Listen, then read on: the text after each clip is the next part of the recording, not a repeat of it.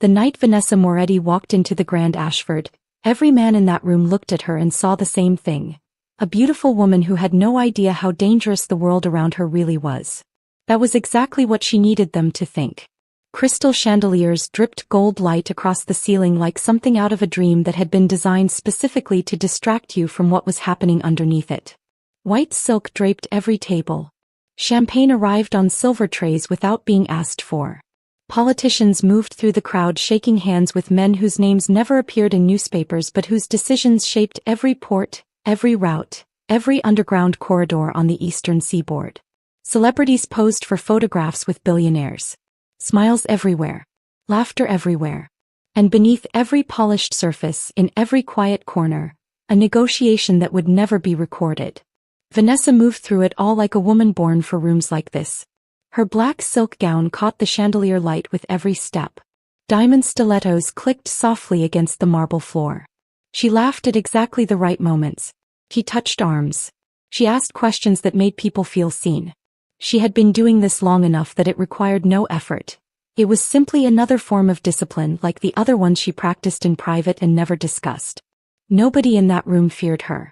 That was the most important part of any evening. Across the ballroom, standing near the tall windows overlooking the Manhattan skyline, Damien Moretti watched his wife work the crowd. He was still speaking. Something about shipping routes and timing along the northern corridor. His captains stood close, their voices low, their eyes scanning the room the way the eyes of careful men always scan rooms. Not looking for anything specific, just cataloging exits and faces and the distance between themselves and trouble. But Damien's eyes kept finding Vanessa. His right-hand man Luca caught the look. Luca had been Damien's second for 11 years. Broad-shouldered, deliberate, with a jaw like carved stone and a smile that always arrived just slightly after the moment that called for it, as though his face had to check with something internal before committing. He leaned slightly toward Damien without turning his head. "Boss, your wife's too weak for this world." Damien watched Vanessa tip her head back, laughing at something a senator's wife had said. The sound carried across the room like a note held just long enough to mean something. "That's why I keep her away from it," he said. 3 years. That was how long Damien Moretti had spent building a wall between Vanessa and the truth of who he was. The Moretti name controlled the eastern seaboard. Ports, judges, politicians, financial infrastructure that moved money across 3 continents without leaving a trace. Damien had inherited the empire at 26 from a father who built it with his hands and his temper. And he had expanded it into something that made older, more established families nervous at dinner tables they thought were private. But Vanessa knew none of that. Or so he believed. She was innocent. Sheltered. A woman who had wandered into a charity auction 3 years ago, outbid a hedge fund manager for a weekend in Tuscany, and somehow made Damien feel something he hadn't felt in longer than he could accurately name, like there was still something in the world worth keeping safe. He believed she is naive and had been keeping her safe ever since. Vanessa glanced toward him from across the room just then. Her eyes found his the way they always did, direct, warm, certain. She smiled. Not a performance. Not the smile she wore for politicians and donors and men she was managing. The real one. The one she reserved for him. Damien smiled back. Neither of them knew the night was already in motion. Vanessa noticed the tension 40 minutes in. It wasn't announced. It wasn't obvious. It lived in the small things. In the way a man on the far side of the room kept his posture too rigid when Damien shifted position. In the glance exchanged between 2 men near the main entrance that lasted precisely half a second longer than casual glances last. In the fact that Damien's captains had stopped laughing 90 minutes ago and had not started again. She had been trained to see things like that. She had spent years perfecting the skill of seeing them without appearing to. She kept her smile steady and her voice warm, and she accepted a glass of champagne from a server and took exactly 1 sip and found a surface to set it on and continued listening to a city councilman explain the intricacies of his granddaughter's piano education, all while her eyes moved through the room with the quiet efficiency of someone taking inventory. Something was wrong. She didn't know the shape of it yet. But something in her chest had gone very still, the way it always went still in the seconds before things moved fast. She had learned to trust that stillness the way other people trusted alarm systems. When Damien excused himself from his captains and moved toward the private staircase in the back corner of the room, the narrow one marked staff that was used for meetings that weren't meant to be observed, Vanessa smiled at the councilman, touched his arm, said something warm and forgettable about his granddaughter's talent and turned toward the hallway. She didn't rush. She never rushed. She just moved. The VIP lounge on the third floor was supposed to be empty. Damien had been passed a note during dessert. Folded, discreet, slipped by a server who was gone before he looked up. Sensitive information. A contact who needed to confirm something before the night was over. Third floor. Private room. Come alone. He had done this 100 times. He went. He pushed the door open and took 2 steps inside, and his body understood what his mind was still processing. The room was not empty, the air had the quality of a space that has been occupied in stillness for a long time, and the men stepping out from behind the curtains and the bathroom door and the overturned service cart were not men he recognized. 8 of them. 10 more beyond his line of sight. All armed. All watching him with the specific calm of people who have rehearsed this particular moment enough times that the outcome already feels like history. Lucas stood in the center of the room. Arms crossed. Expression almost apologetic. The look of a man who has decided something and made peace with the decision before you arrived. Damien went still. The kind of still that experienced men go when they are calculating instead of reacting. Luca. Boss. Luca didn't move. I'm sorry it had to be here. I know you like this hotel. Quiet laughter moved around the room. The easy laughter of men who believe the outcome is already settled. From the far end of the lounge, behind a cloud of cigar smoke, seated in an armchair with the comfort of a man on familiar ground, came a voice. Older. Accented. Utterly relaxed. The king of the East Coast finally falls tonight. Damien moved for his hip. Luca was already moving. The sound of the shot was absorbed immediately by the room's thick walls and heavy drapes and the noise of 500 people 1 floor below, none of them hearing anything, none of them about to. Damien hit the side of an armchair. He grabbed it. He stayed on his feet through an act of will that had nothing to do with how much it hurt. His left shoulder was on fire. His vision was narrowing at the edges. The men closed in. And the door flew open. The guard outside the lounge was a large man. He stood with his back to the wall beside the door, one hand resting near his radio, and he turned toward the sound of heels on the hallway carpet with the easy confidence of someone who has never been surprised by the thing coming toward them. He was surprised now. Vanessa moved inside his reach before he finished turning. She used his own forward motion against him. One smooth pivot, weight transferred, the pointed heel of her diamond stiletto removed from her foot in a motion so practiced it produced no hesitation, and drove the tip into the soft space beneath his jaw. He went down in silence. She stepped over him without breaking stride. A second man rounded the corner from the far end of the hallway. He saw her and stopped. That fatal half-second where the brain refuses the information the eyes are sending, and she closed the distance between them and had his wrist in both hands before he completed the thought that had started forming in his head. Joints do not move in the direction she moved his. He went down. She stripped the weapon from his hand before he hit the floor. Checked it. Safety off. Chambered. She walked to the lounge door. Later, weeks later, when the footage from the hotel's security system made its way through certain hands and into certain rooms, men who considered themselves very difficult to impress would watch the recording from that third-floor hallway and not say anything for a long time. They would watch a woman in a torn silk gown move through that space the way water moves, following the path of least resistance, arriving at its destination with absolute inevitability, leaving nothing unchanged behind it. They would watch her eliminate 2 trained men in the space of 12 seconds without apparent urgency, without panic, without anything on her face that resembled fear. They would watch it more than once. Nobody knew who Vanessa really was. They were about to find out. The door burst inward. Everyone in the lounge turned. Vanessa stood in the frame. 1 foot bare, 1 still healed. Her gown was torn at the hip. Her hair had come partially loose. In her right hand she held the stiletto she'd removed, gripped by the toe, the pointed heel angled outward, held with the relaxed familiarity of someone who has used improvised tools before and found them adequate. Her face was calm. Not the soft, social calm of a woman at a charity gala. Something else. A stillness that had depth to it. The kind that comes from having been in bad situations enough times that bad situations no longer produce the response in you that they produce in most people. Damien was against the far wall, one hand pressed to his shoulder, watching his wife from across the room with an expression that had no name. Young, standing nearest to her, still riding the momentum of a night that had been going exactly as planned until 30 seconds ago, laughed. What's she gonna do? Hit us with a shoe. He was still smiling when the heel connected with the bridge of his nose. She threw it the way athletes throw things, not hard but precisely with the compact efficiency of muscle memory. The point hit its mark and the young man's legs separated from the logic holding them up. Then she was inside the room. It was not a fight in the way the men in that room understood fights. A side table went over and she moved behind it and a shot tore through the cloth and she was already repositioned. She came up on a man twice her weight from a direction he wasn't monitoring and used the crook of her elbow and her full forward momentum to introduce his face to the edge of a serving cart. A champagne bottle became a tool when someone got too close. She disarmed the next man before he realized her hands were moving toward his wrist. Each action fed directly into the next without pause, without adjustment, without the split-second freeze that appears in people who are making decisions under pressure. Because she wasn't making decisions.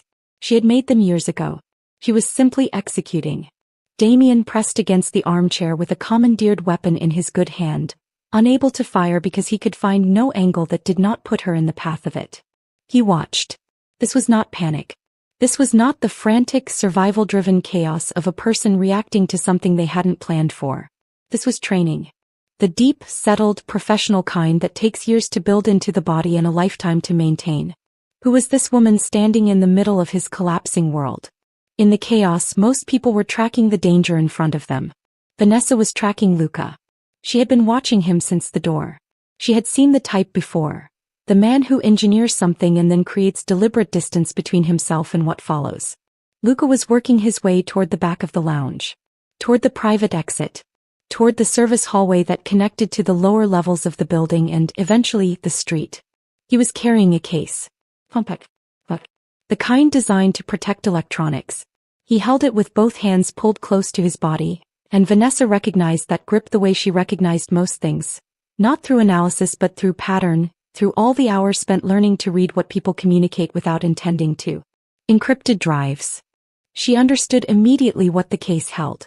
She had grown up around men who moved operational infrastructure the way other people moved valuables. Quietly, personally, never through intermediaries. Accounts. Routes. Contacts. The political leverage that made a criminal empire more than just money and fear. Everything that made the Moretti name mean something, compressed into a portable format so it could be relocated when the main structure fell. If Luca left the building with that case, Damien would lose tonight. He would also lose everything that came after tonight. Vanessa looked across the room.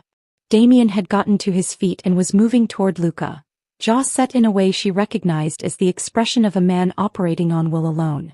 He made it 4 steps before blood loss and physics had a conversation his determination couldn't override. He caught him. One arm around his back, absorbing his weight, holding him up with strength that registered on his face as a third surprise in a night already full of them. Their eyes met at close range. She had never looked at him like this before. Not across dinner tables or in the quiet of their bedroom or at the 100 social events they had attended together over 3 years. She looked at him the way soldiers look at each other. Not with love exactly but with something that encompassed love and went further than it. Present. Certain. Already committed to what came next. Stay alive, she said. I'll handle the rest. He opened his mouth. He was already moving. Luca moved quickly through the service hallway. Metal shelving. Exposed pipes. The smell of industrial cleaner and cold air. His footsteps echoed on concrete and he tracked them as a kind of reassurance. Forward motion, progress, distance from the lounge and whatever was happening in it now. He told himself the woman was a fluke. An anomaly. Something that happened once and would be discussed later and then filed away in the category of impossible things that had nonetheless somehow occurred. He pushed through the heavy fire door at the bottom of 2 flights of stairs and entered the underground service tunnels. Strip lighting. Concrete walls. The hum of ventilation systems. 200 meters ahead, the parking structure. Then the car. Then the road. He was going to make it. He didn't hear her because she wasn't making noise. Vanessa had removed the other heel 2 floors up. She moved barefoot on cold concrete. Silent, unhurried, tracking Luca's footsteps ahead with the patience of someone who has learned that a moving target doesn't need to be chased. It needs to be anticipated. She had walked these tunnels before. 2 weeks ago, after noticing a 12-minute gap in the hotel's lower-level security rotation and wanting to understand the layout before she needed it. He had not known she would need it. She had learned a long time ago that the difference between people who survive and people who don't is usually not strength or speed or courage. It is preparation. The willingness to understand a space before the space becomes a problem. She let Luca's footsteps pull ahead of her. Let the distance grow. Then she cut left through a maintenance access corridor that ran parallel to the main tunnel and walked quickly and emerged through a side door into the parking structure 12 seconds before he arrived. She pressed into the shadow beside a concrete pillar and went still. Luca pushed through the door. Exhaled. His car was 40 meters away in the third row. He could see it. He was already reaching for the key. He took 6 steps. The heel caught him in the back of the shoulder. A hard, flat, accurate throw from the shadow beside the pillar, and the point buried itself with enough force to make him scream. The case flew from his grip. He went down hard onto his palms. Vanessa walked toward him. The parking structure was cold and quiet. Fluorescent lights buzzed. She walked through the space between parked cars with bare feet and a torn dress, and her hands loose at her sides and nothing on her face that anyone watching could have labeled fear or rage or triumph or anything else easily named. Luca rolled onto his back. Looked up at her. The color had left his face. "You're supposed to be weak," he said. His voice shook. Vanessa crouched beside him. She was quiet for a moment. "That's why people like you are easy to stop," she said. He picked up the case. He checked it. Intact. Everything present. She stood and looked at him for a long moment with that same unhurried, present expression she had worn since the lounge. Then she turned and walked back toward the hotel, and behind her Luca lay on the concrete floor of the parking structure and did not attempt to move. The penthouse was quiet by the time the last of Damien's remaining men cleared the floor. Medical attention had come and gone. The shoulder would heal. His doctor had said this with the particular professional neutrality of a man who had treated worse things and asked fewer questions than most physicians. Damien sat by the window with his arm in a sling and a glass of something dark and untouched on the table beside him. The city moved below at its usual pace, indifferent. Vanessa sat across from him. She had changed into a hotel robe. Her feet were cleaned and wrapped. The case sat on the table between them like a third presence. For a long time neither of them said anything. "Tell me," Damien said. She looked at him. She had been deciding how much to say since the parking garage. She decided to say all of it. She had grown up in Chicago. South Side. Her father had run underground fight circuits out of 3 different warehouse locations that changed every few months to stay ahead of anyone looking for patterns. Not glamorous. The kind of operations that exist entirely below the visible surface of a city. Men fighting men in spaces with no medical staff and no cameras and money changing hands in envelopes that were never opened in front of witnesses. She had grown up inside that. Inside the math of it. Inside the understanding that the world contained people who imposed consequences and people who received them, and the determining factor between those two categories was rarely fairness or morality but almost always preparation. Then her mother was gone. Not deliberately targeted.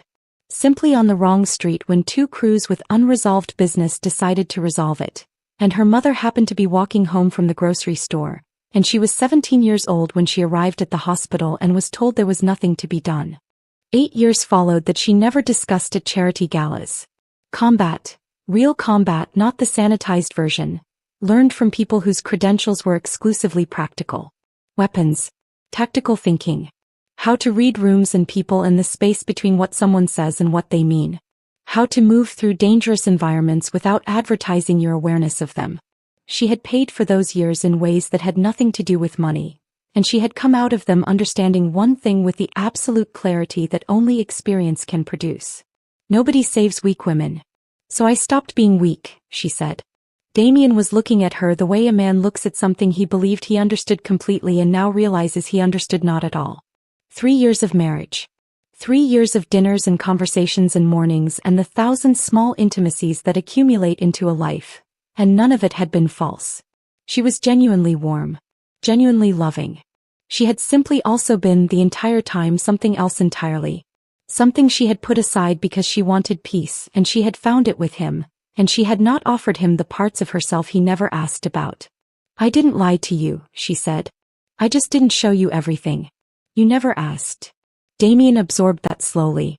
How many times did you know something was wrong and stay quiet because you thought I believed you couldn't handle it? He asked. Vanessa held his gaze. A few, she said. He closed his eyes. And for the first time in longer than he could remember, Damien Moretti had nothing to say.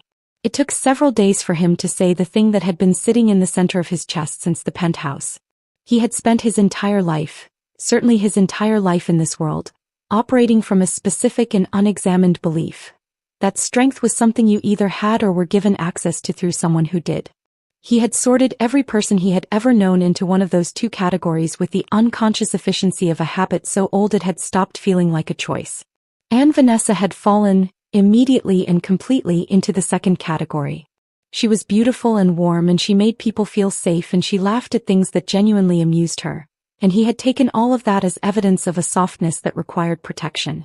His empire had nearly ended in a single evening. His most trusted man had arranged it.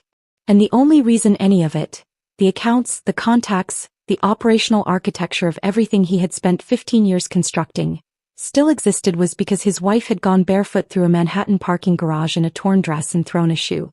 He found her in the kitchen on a Wednesday morning, making coffee, wearing an oversized sweater, hair loose, looking in every externally visible way like the woman he had always believed she was. I underestimated you, he said. For 3 years. I made decisions about what you needed and what you could handle and what required my protection, and I was wrong about all of it. I'm sorry. She turned from the coffee machine. How many times, he asked, did you pretend to be weaker than you are? She was quiet for a moment. Something moved across her face. Not quite a smile, something older and more complicated than a smile. The expression of a person who has held a secret for so long that being seen through it produces a feeling that has grief in it alongside the relief. Long enough for men to underestimate me, she said. He nodded. Fully. The way a man nods when he is accepting something rather than agreeing with it. I don't want to be one of those men anymore, he said. Vanessa crossed the kitchen and put one of the coffee cups in his good hand and looked up at him without softness or hardness, with simply the clear directness of someone who is done performing anything. Good, she said.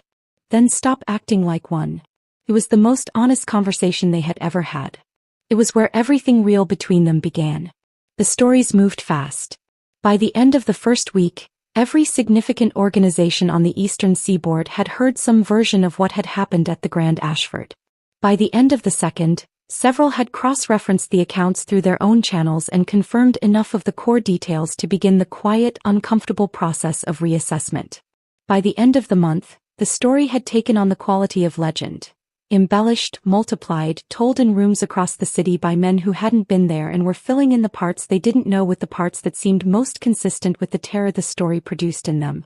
But even stripped of everything added in the retelling, what remained was sufficient. The wife of Damien Moretti had neutralized a professional ambush, tracked a trained operative through the service infrastructure of a luxury hotel, and recovered the entire operational archive of the Moretti empire. Barefoot. In a torn gown. With a stiletto. Rival families who had spent years categorizing Vanessa as a civilian appendage. The beautiful, harmless and weak wife that powerful men sometimes kept as a kind of display of the life they believed they deserved, quietly began the process of removing her from that category. Phone calls were made. Threat assessments were revised. 3 different organizations sent new representatives to open communication with the Moretti operation, and all 3 found ways to ask indirectly and carefully whether Mrs. Moretti would be present at future discussions. One family, old, traditional, deeply invested in its own pride, sent an arrangement of white flowers to the penthouse with a handwritten card that read only, "Respectfully, we will never look directly at Mrs. Moretti again." Damien read the card and laughed for the first time since the gala. Even his own men changed around her. Men who had poured her wine and held doors and smiled politely through 3 years of charity dinners now stood straighter when she entered a room. Eye contact became deliberate. Voices modulated. There was a quality to the silence that followed her into spaces now. Not hostile, nothing like that, just recalibrated. The silence of people who have corrected a significant error in their understanding of something and are still processing the adjustment. She was exactly the woman she had always been. They were simply, finally seeing her correctly. She began working with him properly in the second month. It started as small contributions. Damien would describe a meeting, the room, the people, what was said, how it ended, and Vanessa would ask a few quiet questions and offer an observation that reframed the entire thing. A captain who presented as loyal had been lying about a contact for 4 months. A business partner whose cooperation seemed genuine was running 2 parallel conversations that contradicted each other in ways visible only if you were watching for them. An alliance that looked clean had a structural problem that would surface in approximately 8 months if no one addressed it. Every observation was accurate. Damien had spent 15 years building his empire on fear. Fear worked. He had always known this. But it was a blunt tool, effective at producing compliance, less effective at producing truth. It attracted people who were performing loyalty because real loyalty in a fearful environment is a liability, and it created an architecture where the information reaching the top was filtered through everyone's need to manage the reaction at the top. Vanessa understood people the way diagnosticians understand symptoms, not through pressure but through patience. She watched. She listened. She asked questions that sounded like conversation and functioned as assessment. He was never wrong. Together they rebuilt what the gala night had fractured. The organization that emerged was leaner, more accurate, and significantly harder to penetrate than what had existed before. 3 potential betrayals were identified and addressed before they materialized. 2 rivals who had interpreted the disruption as an opportunity made moves that Vanessa had anticipated weeks in advance, and found themselves walking into responses they had not planned for and could not immediately recover from. Damien had ruled through fear. Vanessa understood survival. The combination. The name that produced instinctive caution and the mind that could see the shape of things before they arrived, created something the Eastern Seaboard's criminal landscape had no existing framework for. Not because they were the most willing to use force. Because they were the most difficult to surprise. The meeting was held in a private room above a restaurant in Midtown that had served as neutral ground for significant conversations for the better part of 4 decades. Heavy curtains. A round table. Chosen specifically because round tables have no head, which meant the argument about who sat where was removed before it started. No phones past the front door. That rule had existed since before half the men in the room were born. 6 organizations were represented. Old money and new power and everything in between. They came because the Moretti name had sent the invitation, and none of them had yet decided they were willing to be the organization that ignored a Moretti invitation. They expected Damien. He came in first. Protocol: the host acknowledges the room before anyone sits. Dressed cleanly, shoulder-heeled and invisible beneath an expensive jacket. His expression was the one he wore to rooms like this. The one that communicated without words that he had been in many such rooms and found none of them particularly threatening. And then Vanessa walked in behind him. She was in red. A tailored suit with shoulders like a statement. Her heels were red-bottomed. She moved to the chair at Damien's right and sat without looking around the room for permission or reassurance or any acknowledgement at all, the way people sit in chairs they have already decided belong to them. The silence that followed was not the usual silence of a meeting gathering itself. It was the silence of a room making a recalculation. A man at the far end of the table, the oldest one present, white-haired, the kind of face that has seen enough things to have stopped being easily surprised by new ones, turned to the man beside him and said something in a voice slightly too low to be certain of from across the table. But the words were visible enough in his expression. "That's the woman from the gala." The recognition moved around the table the way recognition moves in closed rooms. Quietly, swiftly, without announcing itself. Damien felt it. He kept his face neutral. Vanessa poured herself a glass of water from the carafe at the center of the table. Set it down. Looked up at the room with the warm, unhurried, composed expression she had worn to 100 events where everyone who looked at her saw exactly what she needed them to see. Only now they also knew what was underneath it. The meeting proceeded. Business was discussed. Terms were proposed, adjusted, settled. And through all of it, the men around that table were aware, in a way that needed no discussion and found no comfortable outlet, that the most careful attention in the room was coming from the woman to Damien Moretti's right. The one who said very little and appeared to miss nothing. The one who had gone through trained men in a hotel hallway the way water goes through a space. Inevitable, precise, and completely indifferent to resistance. She had introduced herself to this world in a parking garage, barefoot, 3 months ago. The introduction had been thorough. The Moretti Empire had a new order now. Not hidden behind it. Not protected from it. Not underestimated within it. Standing beside it. In red. Because the most dangerous person in the Moretti Empire had never been Damien. It had always been his wife. And she had been hiding behind a beautiful smile the entire time. Thank you for watching. Hope you enjoyed the story.